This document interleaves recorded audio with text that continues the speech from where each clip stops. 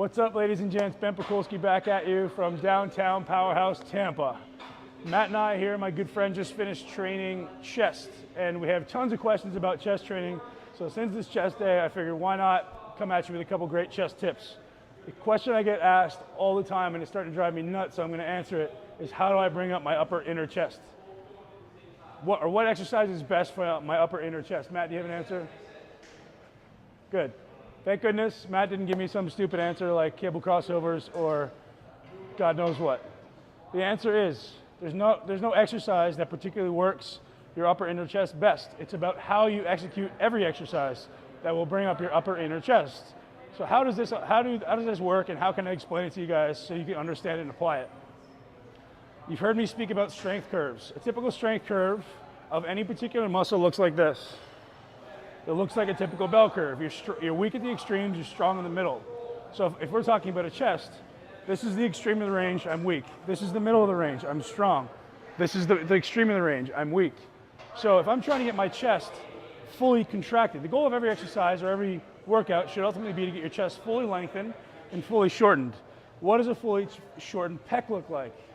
Matt's going to tell us because he's going to be our demonstration model today. We won't pick on him. So ideally what a fully shortened chest looks like, it has to do with the humerus, which is the upper arm, coming across the body. Okay, so if I bring my humerus as far across the body as I can, as far as I can go. So that is a fully shortened pec. So if you guys do that at home right now, you can feel that. It's pretty short, you got a pretty good contraction. Now if I were to use a dumbbell laying on my back, and I was exactly laying on my back like this, where's the dumbbell going to be exerting force? This way. So there's no more tension on my pec. So in reality, for me to hit my pec in this position, the force angle has to be going this way. So the best way for me to do that is, the best way for me to demonstrate that anyways, is like this. So for me to get a fully shortened pec, that's a fully shortened pec under tension.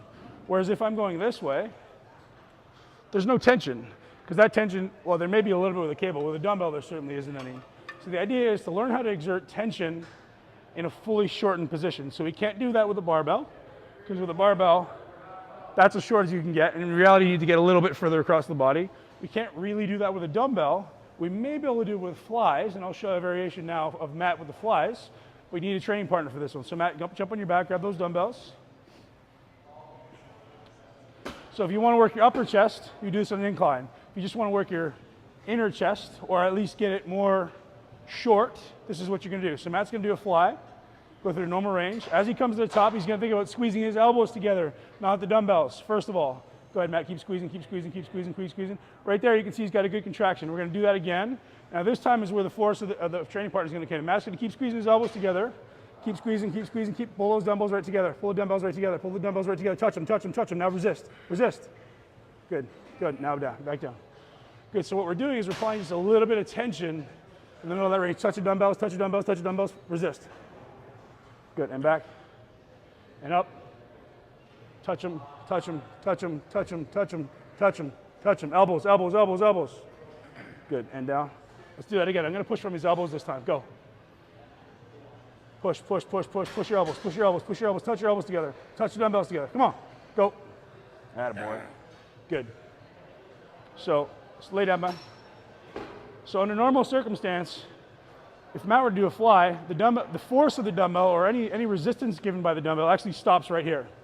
So if you're looking at it, because it's directly above his shoulder, if his hands are outside of his shoulders, there's tension on his chest.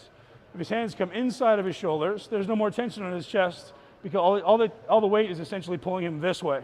So these muscles have to contract to resist. So if we want to try to create more tension in the middle, we have to create that tension manually, or that's good, man.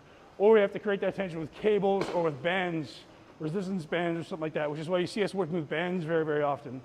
So that's a huge question we get all the time. How do I bring up my inner chest? You can't. You have to learn to contract that muscle maximally. Get it really short. Cable crossovers, pec decks. Squeeze here. Elbows, not like this. See the difference? Relative position of my humerus here, even though my hands are touching, versus that. My pecs are a lot more contracted there than they are there. Even though you may think you're moving the weight equally as far, in reality your chest is actually doing less work. Over and out.